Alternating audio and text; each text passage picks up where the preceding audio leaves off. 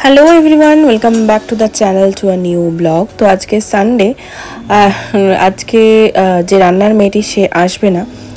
এদের ম্যাক্সিমাম হয় শনিবার অথবা রোববার, এরা কামাই করতেই থাকছে। এখন কিছু করার নেই, উপায় নেই বলে আমাকে রান্নার লোক রাখতে হয়েছে, নাহলে আমি রান্নার লোক রাখার অতটা পক্ষপাতী নই। নিজের রান্না নিজে করতেই আমি বেশি ভালোবাসি, যাই পারি ভালো মন্দ যেটাই পারি আমার নিজের রান্না নিজে করতেই বেশি পছন্দ। কিন্তু এখন আমার সময় হয়ে উঠছে না, মর্নিং স্কুল বলে একদমই পেরে উঠছি না টাইমটা, তাই জন্য করতেই মানে রাখতেই হয়েছে। তো যাই হোক, কিছু করার নেই। তো এখানে আমি টিফিনের জন্য রেডি করছি। এর আগের দিনও বানিয়েছিলাম সরু চাকলি পিঠা টাইপ, যেটা হয় আর কি, নামটা ঠিক এক্সাক্ট কি সেটা আমি জানি না, মানে ময়দা। এর আগের দিনও তোমাদের সঙ্গে শেয়ার করেছি, তো সেটাই বানাচ্ছি। আর তার সাথে আজকে কিছুটা গুড় দিয়ে খাবো, আর কিছুটা একটু সাউথ ইন্ডিয়ান স্টাইল যে তরকারিটা হয়, আলুর তরকারি, মানে কারি পাতা সর্ষে ফোড়ন দিয়ে, সেটা করেছি। আর আজকে রোববার বলে ও নিয়ে আসলো মাটন। মা তো চিকেন খায় না, মাটনও খায় না সেরকম, তবে ওই মাংসের ঝোল আলু আর খুব বেশি হলে এক পিস, কিন্তু তাও মা খেতে চায় না কারণ মার পাইলস রয়েছে। তো কিছু করার নেই, বাকি আমরা তো সবাই খাবো। তাই মাংস হয়েছে বলে বাবাকেও বললাম যে তাহলে তুমিও খেয়ে নিও, আর ভাই শুনে বলছে তাহলে আমিও খাবো। তো সবাই মিলেই আজকে খাওয়া দাওয়া হবে। তো জানো তো, প্রথমে অল্প মাংস আনা হয়েছিল, তো যেহেতু ভাই বললো খাবে, তাই জন্য ও আবার পরে মাংস নিয়ে আসলো, আর পরে সেটাকে আবার প্রেশারে কুক করে তারপর এটার সঙ্গে অ্যাড করা হলো। যাই হোক, তো মশলাটা কষিয়ে আমি মাংসটা প্রেশারে কুক করে নিয়েছি, কারণ মানে পুরো কাঁচা বসাইনি, কাঁচাও বসাই কোনো কোনো সময়, কিন্তু আজকে আর কাঁচা বসাইনি। আজকে আমি প্রেশার কুক করে নিয়ে তারপরে মশলা কষিয়ে করেছি। এই দেখো হয়েও গেছে, খুব সুন্দর লাগছে তো দেখতে, আশা করি টেস্টটাও খুব ভালো হবে। আর এখানে সবাই আমরা এখন খেতে বসছি আস্তে আস্তে। আর কেউ আসলে না আমার এরকম করে সাজিয়ে গুছিয়ে দিতে খুব ভালো লাগে।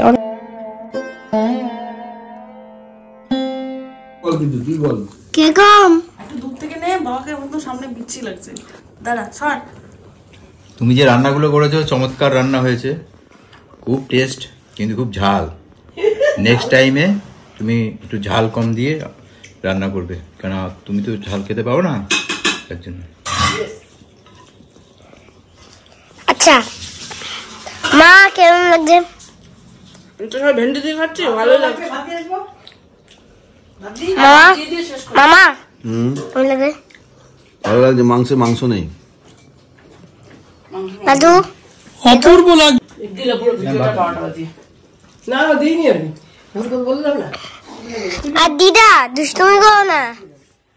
আর দিদা কে কোন লাগছে? কে কোন লাগছে? ভালো হয়েছে। আরে শোনো, কে কোন বকা শুনতে ভালো লাগছে? বকা শুনতে খুব ভালো লাগছে, কি করব বল। তাহলে আজকে আমরা বেসন করে খাই, তাই না? এনজয় করি আমরা সবাই, বলো এনজয় এনজয় এনজয় এনজয়। কেমন লাগছে? কিন্তু মা কিন্তু আমার মামার ঝগড়া ভাল লাগছে মা? না অসভ্যতামি। হ্যাঁ অসভ্যতামি। মামা তুমি যে আমার তোমার মাকে বকছো, ভাল লাগছে না? বলো ক্ষমা চাও। ক্ষমা চাও। দাদু দাদু, আর তুমি ভালো করে পরিবেশন করছো, দেখি তো, দেখি তো তোমার তো, আর দিয়া তোমার তো দেখি। খুব ভালো। চিকেন তো নেবে না? চিকেন না, মটন। মটন নেবে না? নেব তো। আমা তুমি এখানে কি করছো? অনেক বেশি করে খাবে কেন? কি মোটা হবে বলে?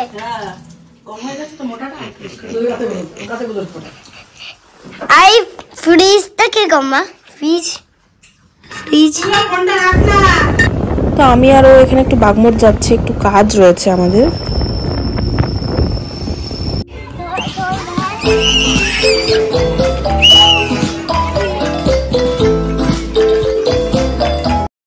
আমার এই ড্রেসিং ইউনিটটা অনেক দিন ধরে অগোছালো হয়ে পড়ে রয়েছে, মানে যেভাবে পাচ্ছি সেজেগুজে বেরোচ্ছি, মানে এসে ফটাফট সে রেখে দিচ্ছি। ভেতরেরটা তো মোটামুটি ঠিক ছিল, কিন্তু বাইরের দিকে যা অবস্থা, আর ভেতরেও কিছু কিছু তা খুবই খারাপ অবস্থা।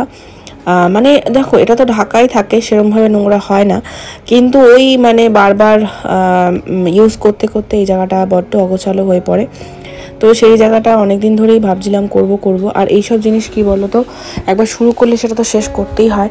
আর বাচ্চা নিয়ে না এসব করা যায় না, কারণ সব ছড়িয়ে ছিটিয়ে যখনই বসবো ও কোথায় এদিক থেকে ওদিক ছড়িয়ে দেবে, খুঁজে পাওয়া যাবে না, তখন মাথাটা যায় গরম হয়ে। যার জন্য আর এখন মা আছে বলে মা ওকে নিয়ে ঘুম পাড়াচ্ছে। আর তখন আমি মানে সেই ফাঁকে আমাদের খাওয়া দাওয়া সবই হয়ে গেছে, সব কিছু হয়ে যাওয়ার পরেই আমি কাজটা শুরু করেছি।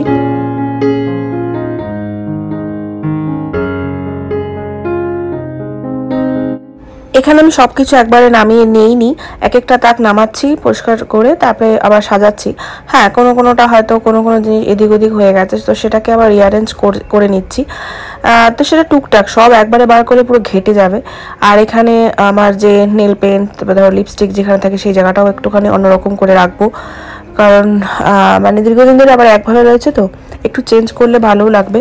সবচেয়ে বেশি আমার অগোছালো হয়েছে ড্রেসিং টেবিলের পাশেই আর একটা ইউনিট থাকে, একটা চেস্ট অফ ড্রয়ার, মানে প্লাস্টিকের, সেটা ছেলের ছোটোর সময় আমি তখন কিনেছিলাম। ছেলের ছোট ছোট ন্যাপিগুলো, ছেলের জামা কাপড়গুলো ওখানে রাখতাম। তো এখন তো ছেলের জন্য মানে আলমারিতেই রাখা হয় ছেলের জিনিসগুলো, আর ওটা পড়ে রয়েছে, তো সেটাকে আমি আমার ড্রেসিং ইউনিটেরই একটা পার্ট হিসেবে ব্যবহার করি। মানে শুধু ড্রেসিংয়ের জিনিসপত্র থাকে না, ওখানে ইলেকট্রনিক্স অনেক গুডসও থাকে, ক্যান্ডেলস থাকে। তোমাদেরকে অন্য একদিন শেয়ার করবো যে ওই ড্রয়ারে কোথায় কোথায় আমি কীভাবে অ্যারেঞ্জ করে রেখেছি, যাতে করে আমার সুবিধা হয়। এই যে দেখো, ওই ড্রয়ারটার উপরে এরকমভাবে মানে কি বলবো, বিচ্ছিরি লাগছিল দেখতে। অনেকদিন ধরেই ভাবছি, কিন্তু ওই আর কি হয়ে উঠছে না।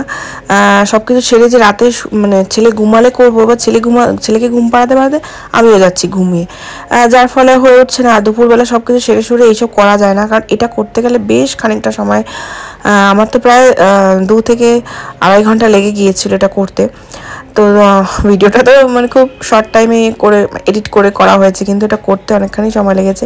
আর তোমাদেরকে এর আগে আমি শেয়ার করেছি যে আমার কানের দুল যে এত হিউজ সম্ভার রয়েছে আমার, সেগুলোকে আমি কীভাবে রাখি। যে এরকম আমার পার্টিশন করা বক্স আমি অ্যামাজন থেকে কিনেছিলাম অনেকদিন আগে, তোমাদের সঙ্গে শেয়ারও করেছিলাম, সেইখানে আমি রাখি। আর যে আমার মানে গলা হারফারগুলো রয়েছে, সেটাকে একটা বড় বক্স কিনে রেখেছি আমি, সেটার মধ্যেও আবার একবারে রাখি না, সেটার মধ্যে বিভিন্ন প্লাস্টিক করে রাখি, যাতে করে সুবিধা হয়। সব যেমন ধরো যেগুলো পুঁতির, সেগুলো যদি দড়ির সঙ্গে রাখি, বা যেগুলো ধরো জাঙ্ক জুয়েলারি, ওই অক্সিডাইজের, সব একসঙ্গে রাখলে না সব কিছু ঘেটে হয়ে যায়, সব নষ্ট হয়ে যায়। তাই জন্য আমি পাট করে আলাদা করে রাখি ভেতরে।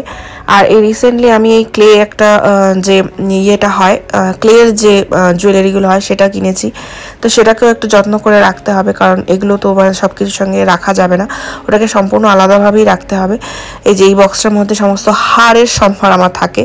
তো যাই হোক, মোটামুটি সমস্ত গোছানো হয়ে গেছে। আর যেগুলো নষ্ট হয়ে গেছে আমার একেবারেই আর ইউজ করা যাবে না, সেগুলোকে এবারে সব ফেলে দিচ্ছি। ওরকম একটা নীল রঙের প্যাকেটে করে সব রেখেছি, অনেক কিছু যেগুলো ফেলে দেওয়ার, সেগুলো ফেলে দিলাম। মাঝে মাঝে একটু ডিক্লাটার করা ভীষণ দরকার হয়ে পড়ে আমাদের, নাহলে ঘরটা পুরো জাম হয়ে যাবে। এই যেই ড্রয়ারটার কথা তোমাদেরকে বলছিলাম, সেটার মধ্যে এবার এক একটা জায়গায় এক একটা জিনিস সেট করে রেখে দিলাম, যাতে করে এবার সব খুঁজে পাওয়া যায়।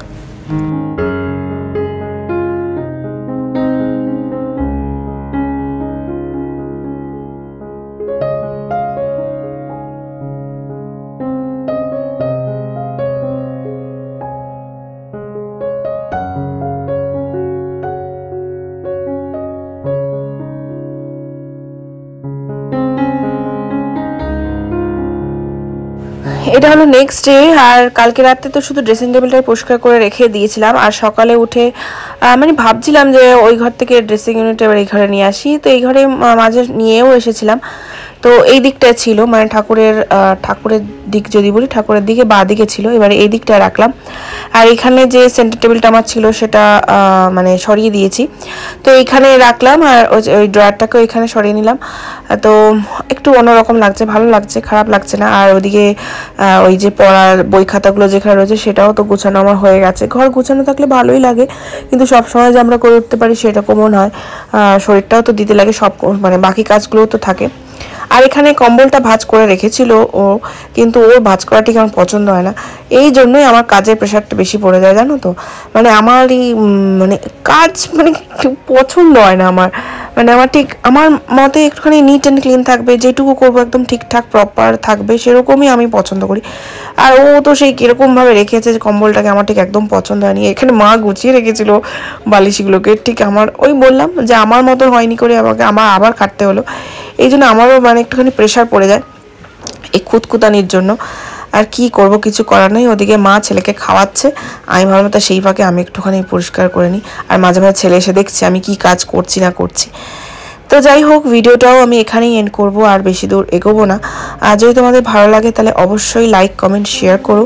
আর যারা এখনও সাবস্ক্রাইব করোনি, নতুন আছো, শুধু দেখছো, ভাবছো সাবস্ক্রাইব করবে কিনা, তো তাদের কাছে একটু রিকোয়েস্ট রইলো, প্লিজ তোমরা সাবস্ক্রাইব করো। আশা করছি ভবিষ্যতে আরও সুন্দর সুন্দর ভিডিও তোমাদের সঙ্গে শেয়ার করব।